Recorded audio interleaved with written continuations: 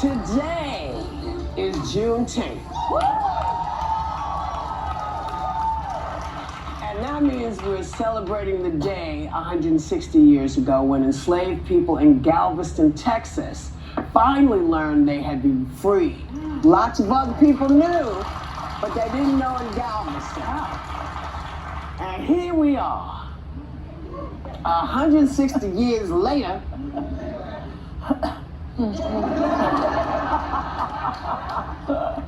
And we're having some strong discussions. And let me tell you, the NAACP made the historic move not to invite a sitting president to their national convention. And this is why. NAACP President Derek Johnson says they're not sending an invitation to the White House for the first time since 1909. Watch the clip.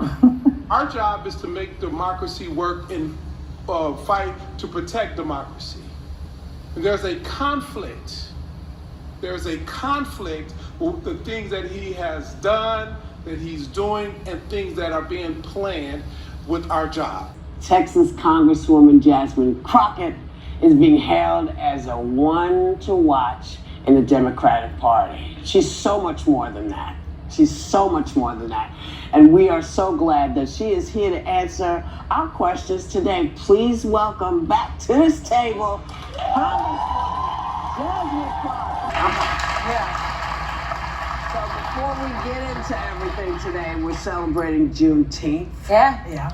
Tell me about Juneteenth. Listen, now I'm a Texan. Yeah, you are. So I feel like the rest of the country is just now kind of getting tuned in. Yeah. But I will tell you that being a Black woman, and for those that don't understand Juneteenth, this was about the fact that the last slaves down in Texas finally 2 years later realized that, or were made aware that they were no longer enslaved people.